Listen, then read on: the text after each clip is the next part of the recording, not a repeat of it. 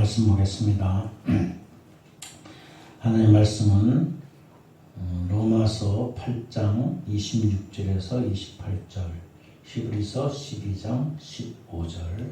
먼저 로마서 8장 26절에서부터 28절 말씀입니다. 신약성경 250면에 있습니다.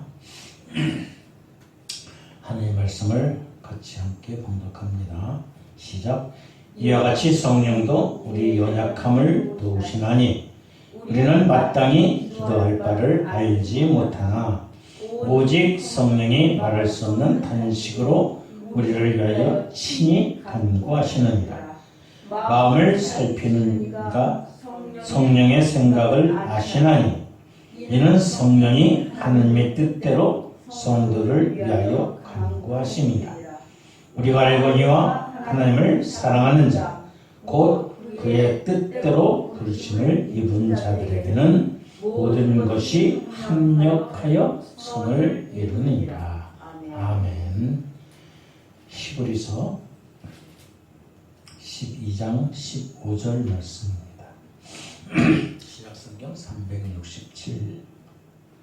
히브리서 12장 15절 같이 함께 봉독합니다.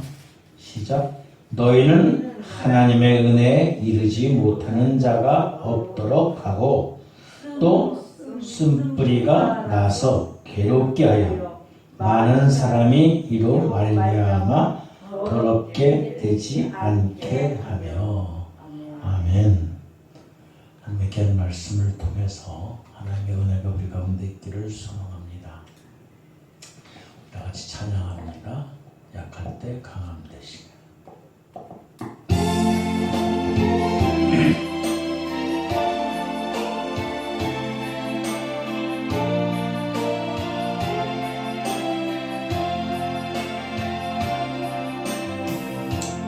약할 때 강함 되시네. 나의 보배가 되신 주 나의 모든 것. 주 안에 있는 보물 나는 포기할 수 없네. 주 나의 모든 것. 예수 어린 양 존귀한 이름. 예수 어린 양 존귀한 이름. 십자가 제사하셨네. 주님의 이름 찬양해. 주 나의 모든 것. 쓰러진 나를 세우고 나의 빈잔을 채우네. 주 나의 모든 것. 예수 어린 양 존귀한 이름.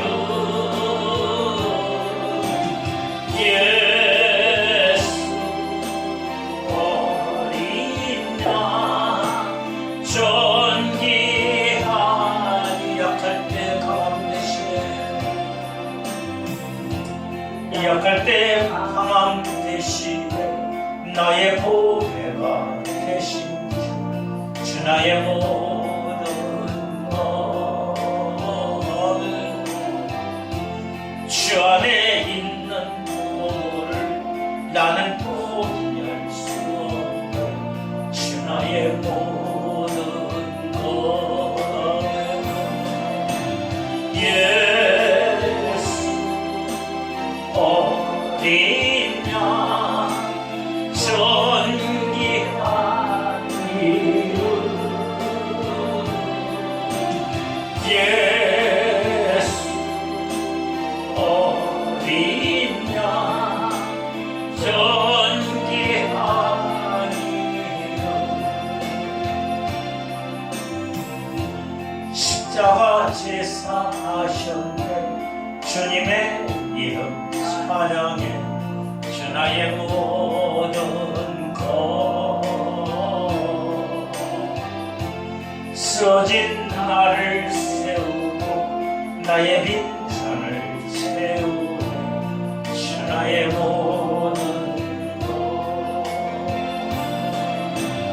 예수 어린 양 존귀한 이름.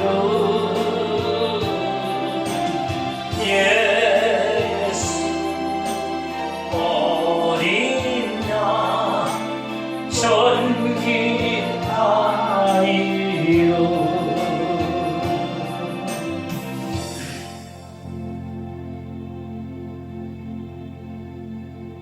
할렐루야. 오늘도 하나님께 나와 예배드리는 우리 모두에게 하나님의 은혜와 축복이 함께 있어지기를 주님의 이름으로 축원합니다. 여러분, 살아오는 데 있어서 여러분 어때요? 인간의 삶이 어떻습니까? 기뻐요? 힘들어요? 고통스러워요? 짜증도 나요? 원망도 하고. 도대체 왜 이렇게 살고 있는지, 왜 이렇게 됐는지. 내 인생뿐만 아니라 우리 주변에 있는 사람들의 인생을 보면, 관계성을 보면 얼마나 아프고 고통스럽고 짜증나는지 모르는 게. 그래서 스트레스를 많이 받아요. 근데 오늘 말씀을 보니까 우리만 그런가? 우리의 인생만 그런가? 아니, 나이 먹은 사람들만 그런가? 아니, 젊은이들도 그래. 중년도 그래. 어린이들도 그래. 10살짜리들도 얘기해요. 내 평생 살아오면서 이렇게 힘든 일은 처음 봤다. 10년 동안 살면서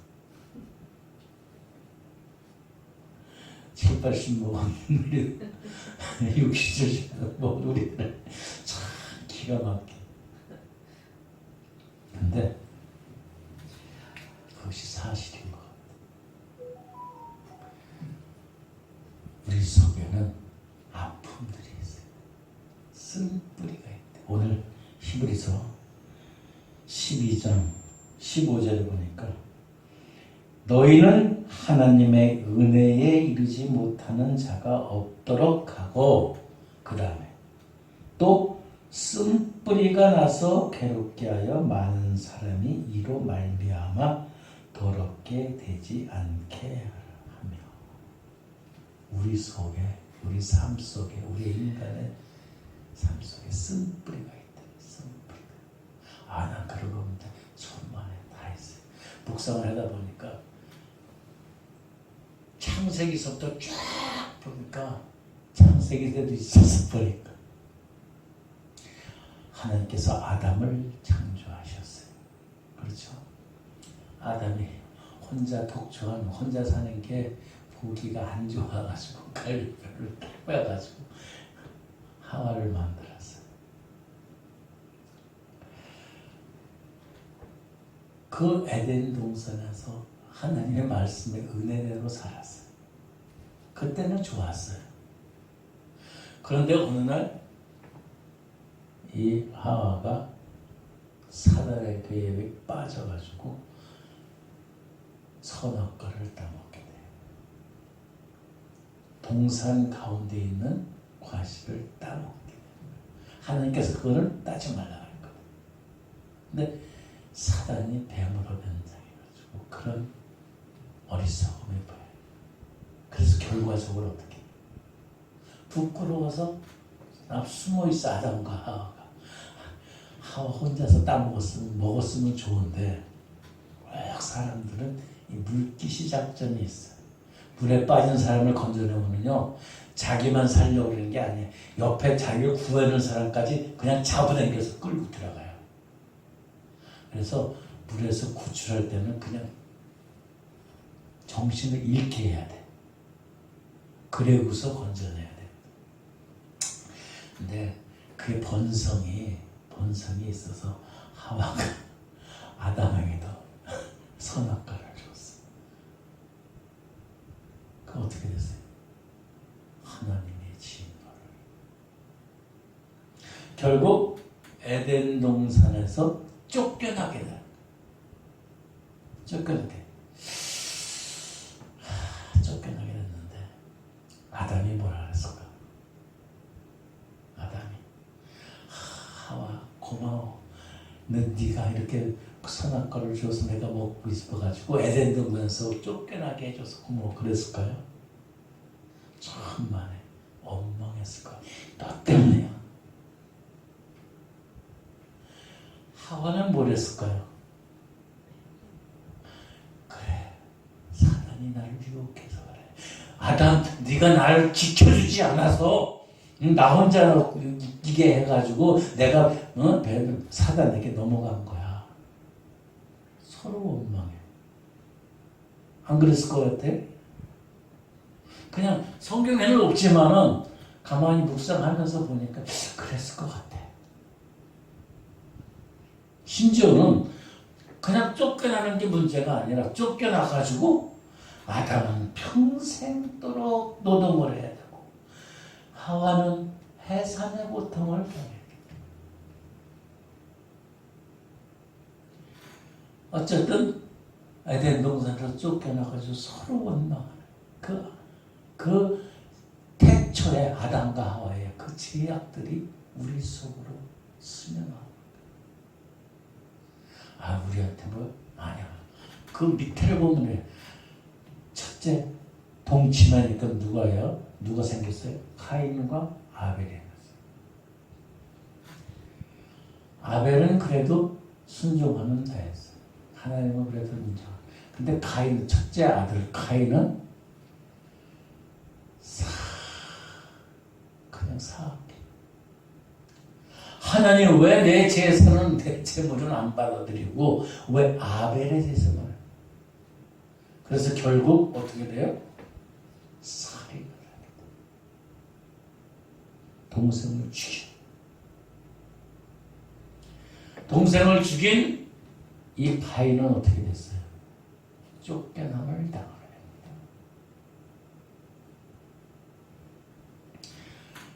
그래서 가인을 만나서 가인을 죽인 많은 사람들이 죽이려고. 그 가인의 속에는 결국 이 악의 쓴뿌리가 있다는 거예요. 그러니까 하나님이 그를 참지 못하신 거예요.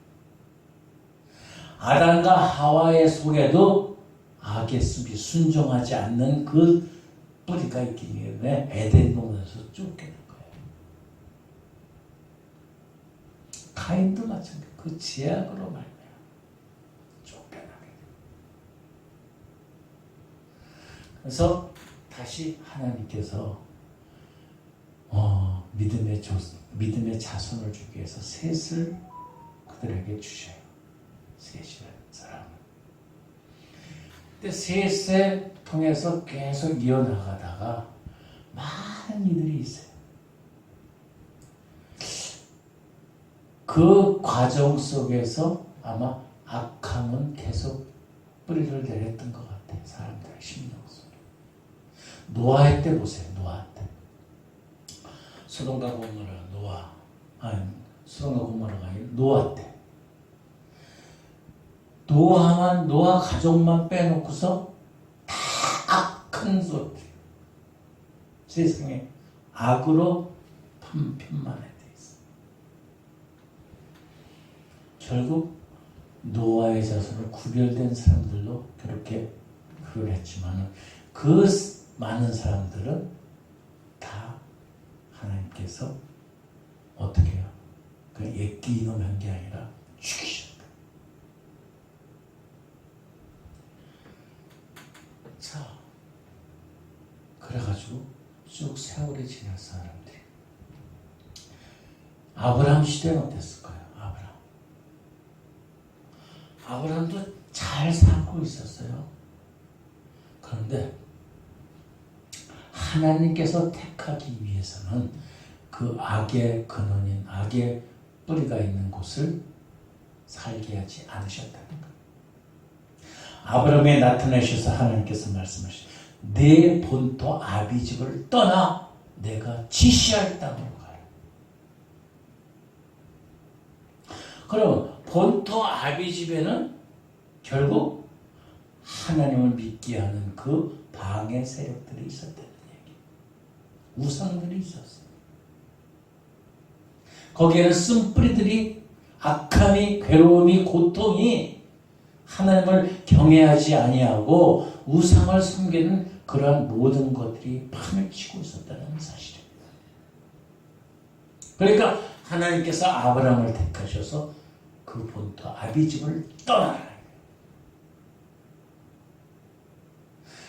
무슨 말씀이에요? 악한 거에서, 악한 계기에서, 악한 마음에서, 불안한 마음에서, 절망적인 삶 속에서 떠나라. 거기에 같이 있으면은 결국 똑같이 병화돼요. 같아지는 거예요. 우리나라에서 그렇지, 백로야 까마귀 노는 곳에 가지 마라. 희석될 거예요.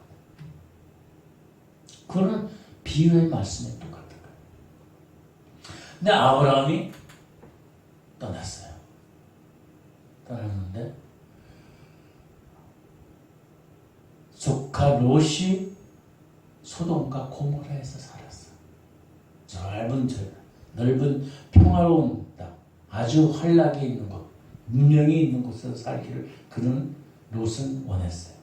그러나 그 소돔과 고모라를 하나님께서 파멸시켜주셨어요. 악으로 만연했어요. 근데 그때 이 롯의 식구들을 구원해 주시죠. 그런데 구원해 주셔서 하나님 말씀대로 순종하면 되는데, 순종하면 되는데, 천사의 말에 순종하면 되는데, 결국 다 나오다가 누가 죽어요? 부인이 죽어요. 궁금한 거야. 어떻게 될까? 뒤로 돌아보지 말라 그러는데 소돔과 고모라를 뒤로 돌아보는 순간 뭐가 돼요? 소금 기둥이 돼요. 그 즉시 좋게 얘기해서는 소금 기둥이지만은 실질적으로 얘기하면 죽었다는 거예요. 죽음이라는 거예요. 악한 것을 쳐다보기만 해도 죽게 되는 거예요.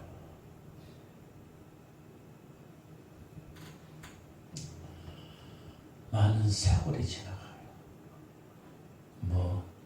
이삭도 있고 야곱도 있고 맞긴 했지만 쭉 지나가. 그러면서 가나안 땅을 정복해. 모세를 통해서. 모세가 인도했고 여호수아를 통해서 가나안 땅을 정복해둬요. 블레셋 사람들, 악한 사람. 그 사람들을 정복하는 데 있어서 하나님께서는 뭐라고 말씀하냐면 악한 것들을 진멸하라. 죽여버리라는 거예요. 그냥 밟아서 시편 가면 집 밟으라는 거예요. 그러니까 악한 것들에 취해 있을 때에는 결국 죽음이라는 거예요.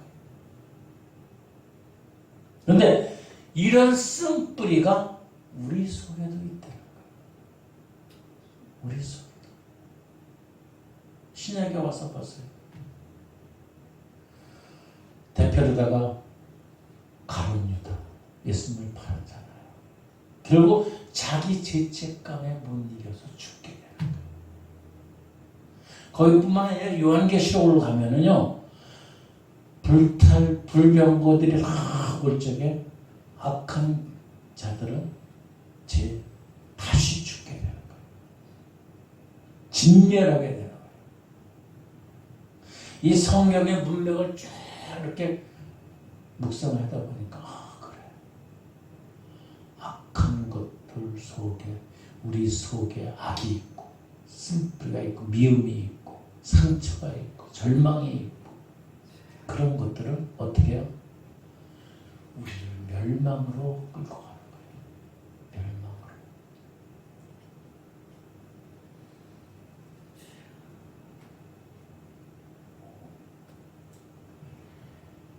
사람들의 마음, 이런 악함이 있으면 기도가 나올 거예요. 기도가 안 돼. 찬양도 안 돼. 이 악함 쓴 뿌리를 가지고 우리가 믿음 생활을 한다는 것은 정말로 그 자체가 어떻게 보면 부담이고 정말로 고통일 수 있다는 거예요. 오늘 말씀 가운데 보여요. 너희는 하나님의 은혜에 이르지 못한 자가 없도록 하는데 쓴 뿌리가 괴롭게 해서 나뿐만 아니라 나를 괴롭게 하는 게 아니라 많은 사람들이 이로 말미암아 더럽게 되게 하지 말라. 근데 이것을 분별할 수 있어야 된다는 거예요.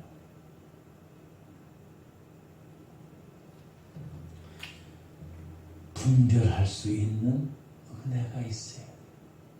근데 그걸 몰라요. 쓴 뿌리는 우리의 고통과 우리의 아픔과 슬픔과 많은 스트레스 같은 거, 그런 것들을 가지고는 은혜가 안 되는 거예요.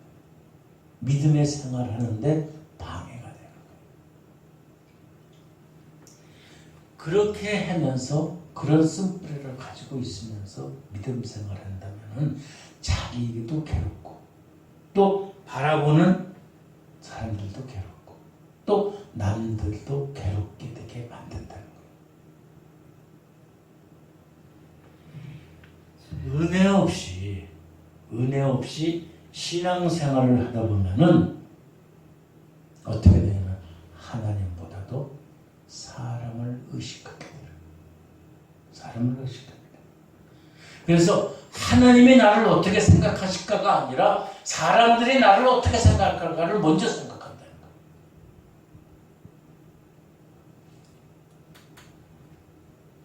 그리고 은혜가 없는 사람들은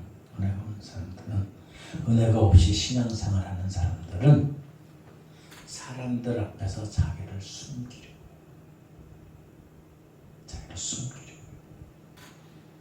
그래서 결국 자기가 불편해도 도무지 은혜가 되는 것이 무엇인지를 조차를 모르는 거예요. 남을 괴롭히는 것도 다른 사람들이 은혜에 들어가게 못하게 하는 거예요.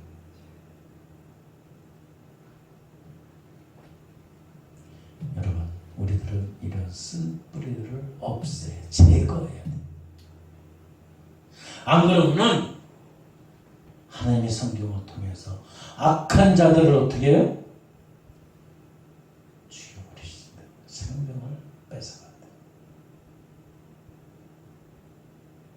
지금은 잘 살고 있고 겉으로는 저기 한 것 같지만은 아무렇지도 않은 것 같지만 결국에는 하나님의 그 생명을 취해가신다. 아이고 나는 괜찮아. 그러나 예수님이 재림하실 때 요한계시록의 말씀대로 다시 재림하실 때 다시 죽음의 그 형벌을 받게 된다는 사실입니다. 그래서 하나님 말씀 오늘 히브리서 12장 15절 말씀에서는 은혜를 가로막는 쓴뿌리들이 우리에게 있다고 말씀하는 거예요. 그걸 제거했는데 그 전제는 우리에게 인간에게 쓴뿌리가 있다는 사실이에요. 사람들은 어차피 관계 속에서 살아가고 있습니다. 서로의 관계 속에서.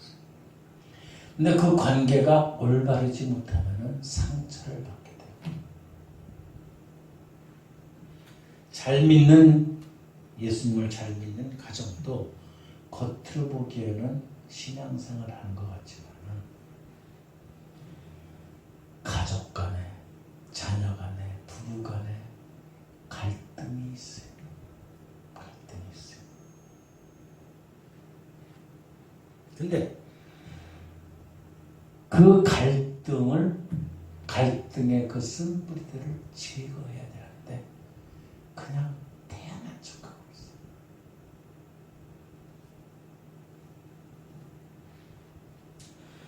사람들은 어떤 상처를 받으면 그것을 기억하게 됩니다. 기억하게 됩니다. 내가 베푼 것보다도 내가 내 마음을 상하게 하는 것을 기억하게 됩니다. 그러니까 자기를 정확하게 진단하지 못하는 거예요. 그런데 이것이 바로 인간의 어쩔 수 없는 약점이라는 거예요. 약점이 누구나 다 그래요. 우리는 깨지고 상처받은 마음을 그대로 두면 무엇으로도 치유받을 수 없게 돼요. 그래서 사람들은 이런 상처와 깨진 마음들을 세상적으로 해결하려고 해요. 쉽게 얘기해서 돈이나 술이나 쾌락으로 해결해요.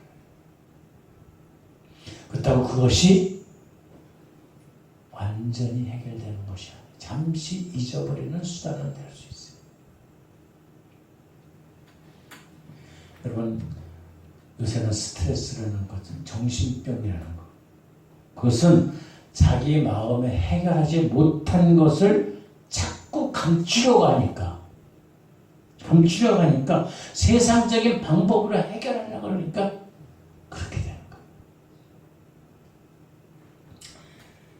잘못된 신앙생활, 잘못된 믿음의 삶은 도리어 자기를 감추려고 하는 이 쓴뿌리가 있는 것을 이상한 사람으로 변화돼요. 변형돼요. 겉으로 보기에는 그냥 그럴듯해. 외형적으로 보기에는 그냥 신앙을 잘 믿는 사람 같아. 그러나 그의 가정과 직장과 삶을 보면 완전히 딴편.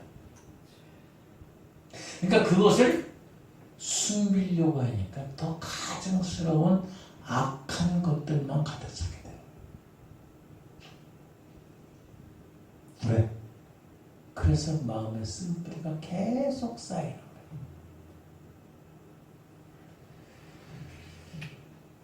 이 마음의 쓴뿌리들을 치유하지 않으면 이중적인 생활이 돼요. 사회생활뿐만 아니라 믿음의 삶에 있어서도 이중적으로 되는 거예요. 그럼 이것을 해결하기 위해서는 어떻게 해요? 우리는 다 알고 있어요.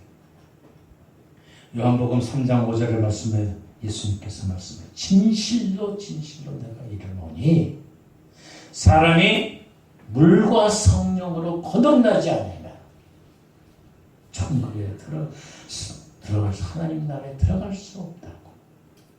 다시 말해서 우리 속에 있는 이 쓴뿌리들, 악한 것, 우울한 것, 절망적인 것, 실망적인 것, 죽음의 유혹들을 우리가 이중적인 그러한 삶을 벗어나기 위해서는 우리는 성령으로 거듭나야 된다. 다시 태어나야 된다.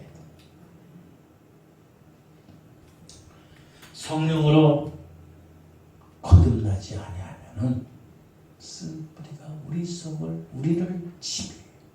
마음을 지배하고 내 생각을 지배하고 내 행동을 지배하고 내 삶, 가치관 모든 것을 지배한다.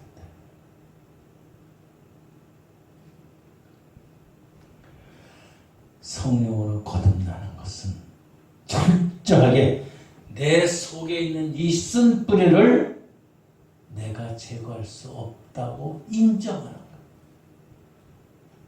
그런데 인정하지 않아요. 자기가 할 수 있다고 생각해요. 철저하게 내 자신은 아무것도 할 수 없다는 좌절감에 들어가야 돼.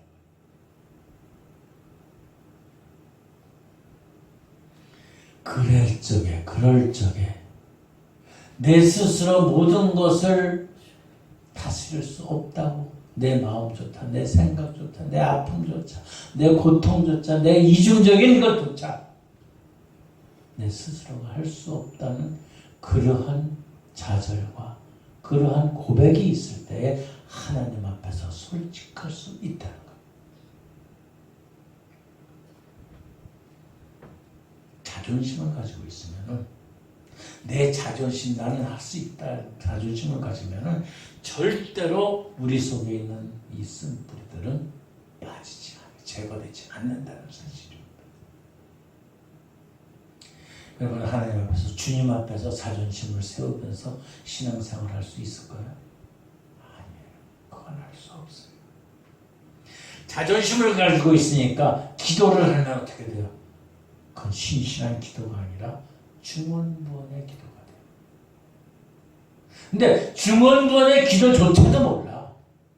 왜? 내 자신이 철저하게 낮아지고 깨져야 되는데.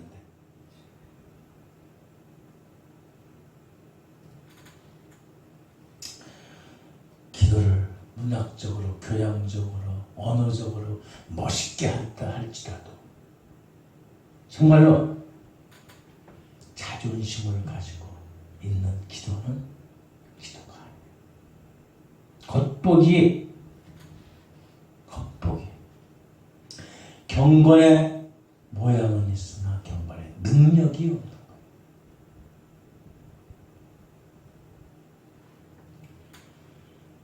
우리는 이걸 생각해. 우리의 쓴뿌리가 있음을 고백해. 하나님 앞에서 고백해.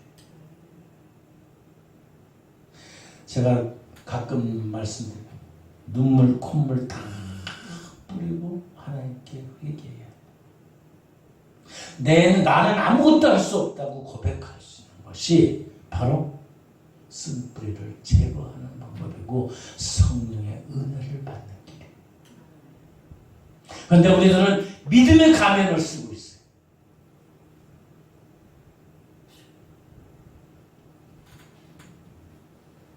믿음의 가면을 써서는 안 돼요. 믿음 가면 속에 뒤에 있는 자신을 드러내야 돼요.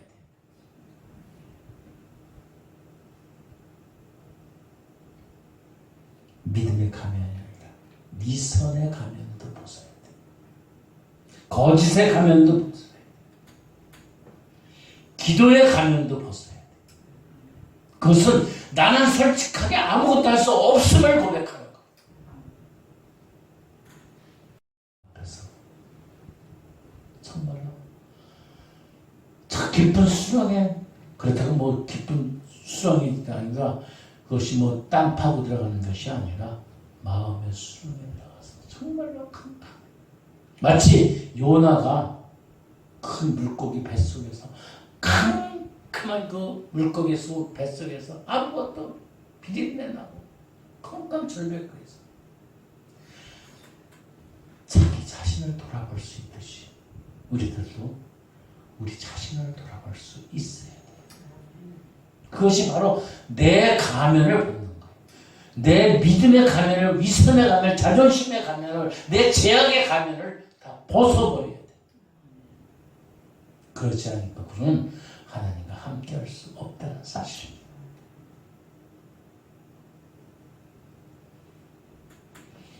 믿음의 가면을 벗고 성령의 인도하심을 받을 때 함의 말씀에 순종하고 결단하게 돼요. 이거는 결코 쉬운 것은 아닙니다. 그러나 우리가 일평생 살아오면서 삶의 몇 시간, 몇 년이 됐든 10년이 됐든 20년이 됐든 30년, 50년, 60년 됐든 간에 그 죄악의 고백을 해야 돼요. 하나님 앞에 내려놓아야 돼요. 그것을 내려놓지 않으면은 결국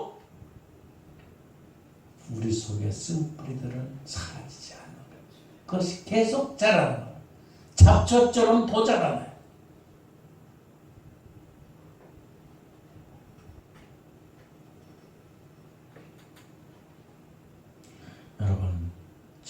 철저한 하나님 앞에서 나의 좌절을 느껴야 됩니다. 나의 무능함을 느껴야 돼. 깨달아야 돼. 알아야 돼.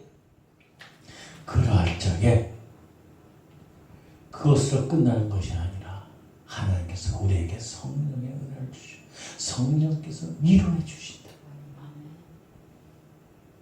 오늘 로마서 우리가 잘 알고 있는 로마서 8장 28절 우리가 알거니 하나님께서 사랑하는 하나님을 사랑하는 자 곧 그 뜻대로 이웃을 부르심을 받은 자에게는 협력하여 선을 이루시는데 26절에 보면 우리와 같이 성령이 우리의 연약함을 도우시고 우리가 연약하고 아무것도 아니라는 존재를 고백할 적에 우리를 도와주시고 우리를 위해서 기도해 주신다.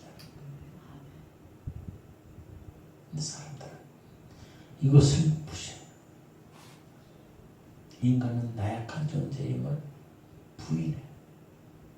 나는 모든 것을 할 수 있고 모든 것을 감당할 수 있고 모든 것을 내다볼 수 있다고 생각해. 한 치 앞도 못 보는 게 인간이에요.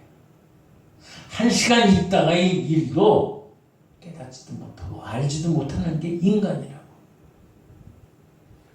근데 하나님 앞에서 무엇이 그렇게 잘났다고 생각하는지.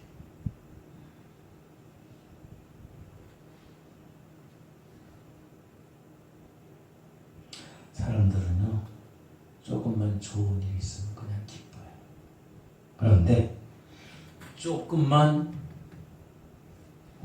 나쁜 일이 있으면 우울해하고 불평하고 불만해, 불안해. 소화불량이 나면 어떻게 돼요? 소화절보. 그렇게 나약한 존재라니까. 근데 문제는 인간은 태생부터 원망과 불평하는 존재라는 거예요. 맨 처음 서두에 말씀드렸죠. 아담과 하와가 서로 사랑만 했을까요? 에덴 동산에서 쫓겨나가지고 아마 불평 원망도 많이 했을 것 같아요. 인간 자체가 그러는 거예요.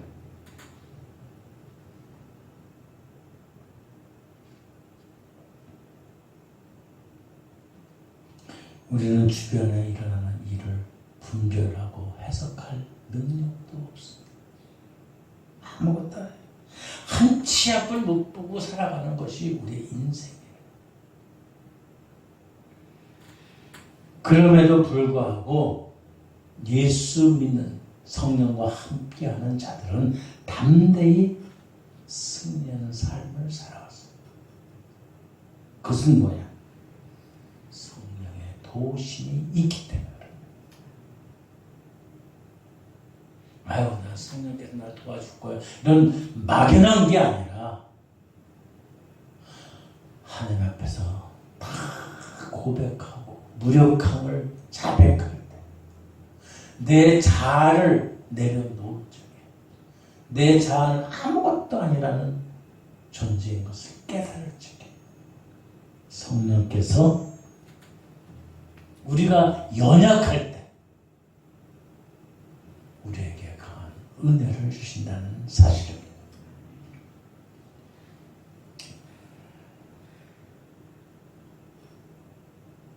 (26절) 그러니까 성령이 말할 수 없는 탄식으로 우리를 위하여 친히 간구하신다. 왜? 어떨 때? 우리가 연약할 때. 그러니까 약할 때 강함 대신은 주의 은혜가 우리 가운데 있어져야 된다는 사실입니다. 여러분,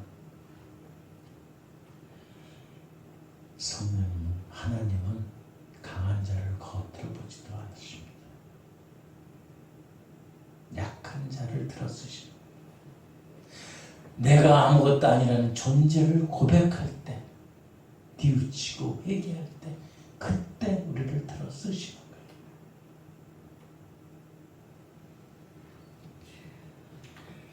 사람은 하나님 마음대로 그릇을 만들어서 사용하셔요.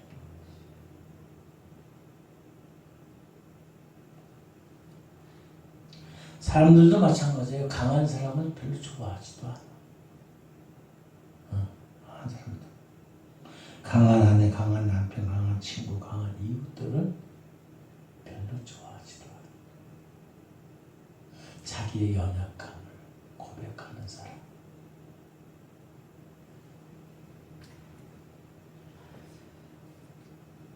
찔러도 핏방울 하나 안 나온 사람을 좋아할까요? 아니지.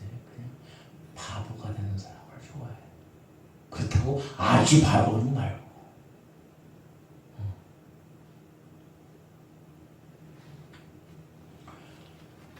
그것은 바로 내 자신을 내려놓을 적에, 내 자신을 온전히 깨달을 적에 그렇게 돼요.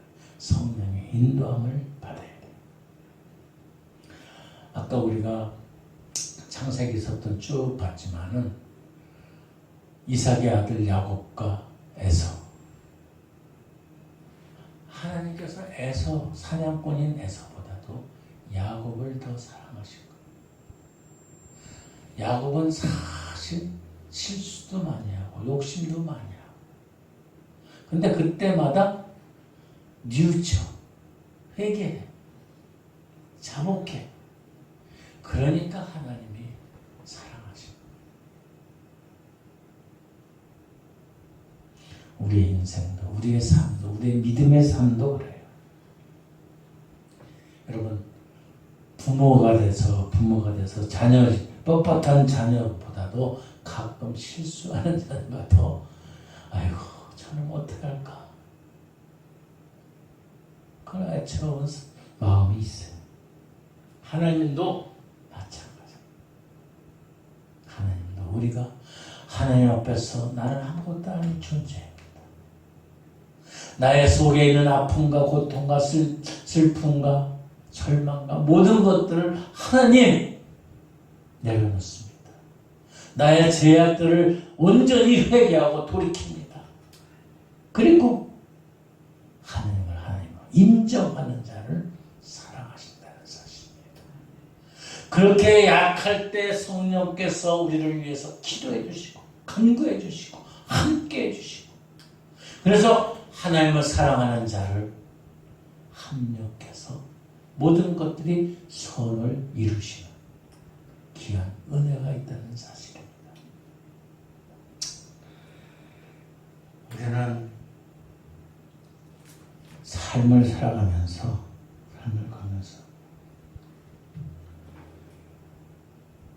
우리의 약함을, 우리의 무지함을, 우리의 패역함을, 우리의 고통을 하나님께 아뢰 수 있기를 바랍니다. 우리가 6월달은 성령의 날로 지키고 있습니다. 성령의 은혜가, 성령의 사랑, 성령의 모든 기도와 간구가 우리 모든 가운데, 우리 모든 삶 가운데, 우리 믿음 가운데, 믿음의 형제 자매들 가운데 함께 있어지기를 주님의 이름으로 축원합니다. 기도하겠습니다. 좋으신 아버지 하나님,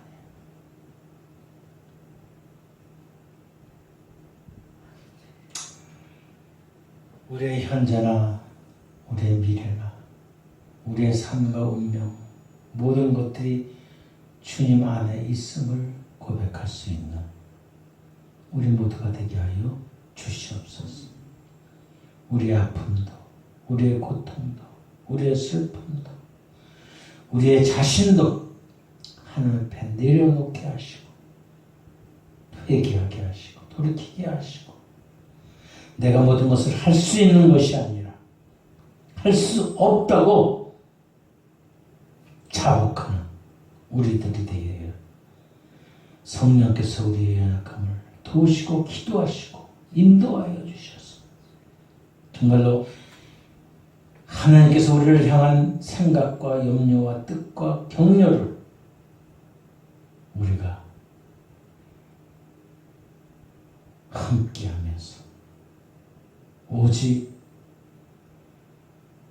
하나님을 사랑하는 자, 그 뜻대로 부르심을 입은 자들에게 모든 것이 합력하여 선을 이룬다는 놀라운 은혜의 축복으로 역사하여 주시옵소서.